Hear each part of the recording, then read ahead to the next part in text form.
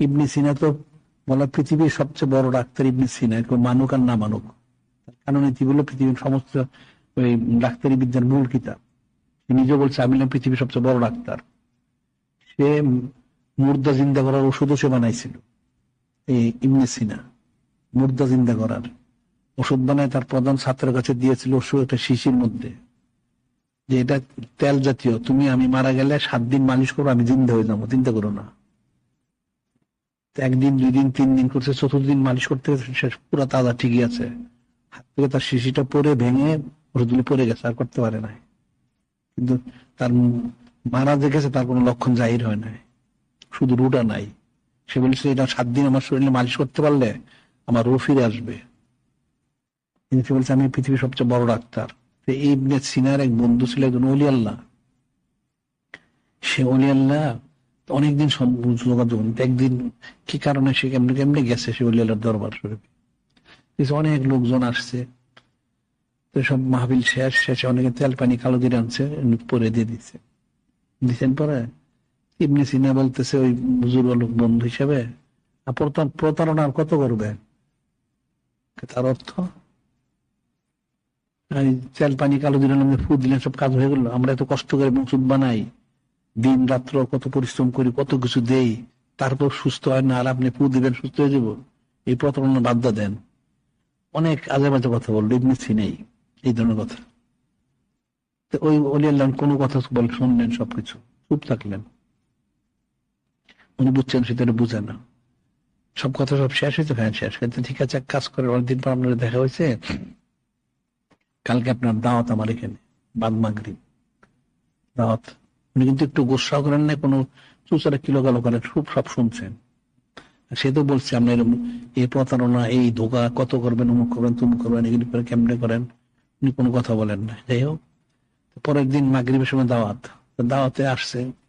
তোমার তো খানকা শরীফের দরজা খোলা থাকে সব সময়, কিন্তু ওদেরকে বন্ধ,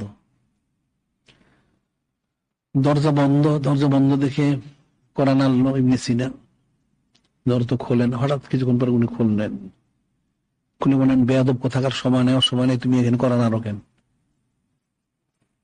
ইবনে সিনা তো খুব কইরা আমার মুখের উপর দরজাটা আবার লাগাই দিলেন উনি। সেটা খুব গুসা করলো।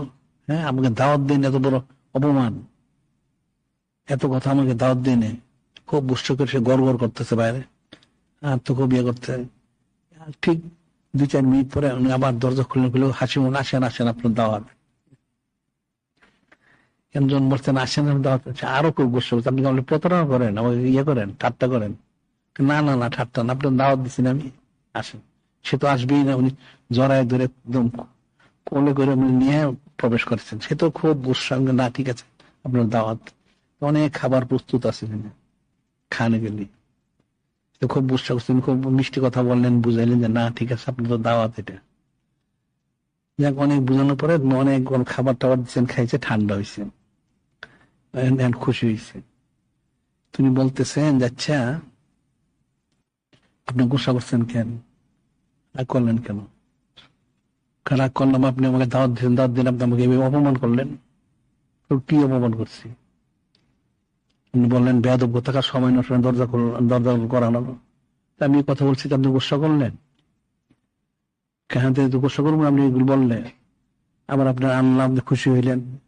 এখন ঠিক আছে, আপনি যখন বলছেন যে ঠিক আছে ভুল হয়ে গেছে, অসুবিধা নেই, মুখ তুমুক, আমি ঠিক আছে হয়েছি। তুমি বললেন আমার একটা কথা যদি আপনি অসন্তুষ্ট হন, একটা যদি আপনি খুশি হন, আপনার অন্তরে ক্রিয়া করে, তাহলে আমি তেল পানি কালি যদি ফুদা দিই, কোন সদস্য উপরে ক্রিয়া করবে না?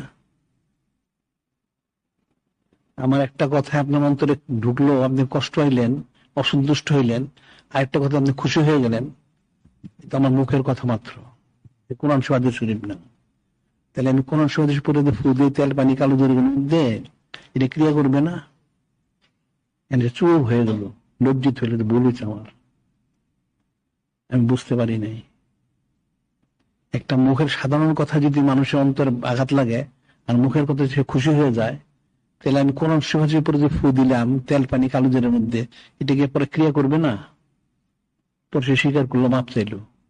এখন আসলে সে বলে, তারা বলে, মানুষ বলে সে মুতাজিলা ছিল।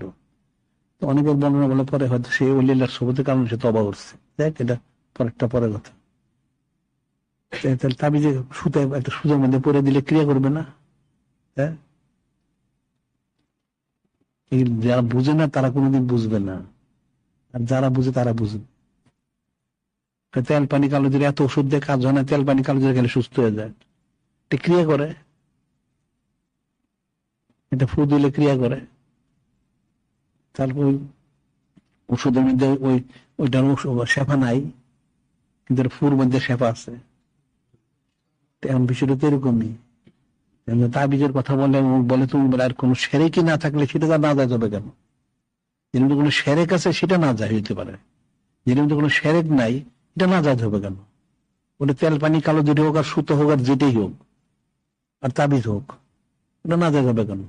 আর যদি বলে কোন বর্ণনা, এই বর্ণনা মৌজু বর্ণনা, বিশুদ্ধ বর্ণনা না। সেরেক সংবলিত হইলে একটা মানুষ ফু দেয়, কিসের দ্বারা ফু দেয়? সে কি ওই দেব দেবীর নামে ফু দেয়, তাহলে সেরেক। শুধু কোন সন্ন্যাসীর মধ্যে ফু দেয়, তাহলে এটা সেরেক হবে কেন? সেরেকের মাপ কাটিয়েছে না।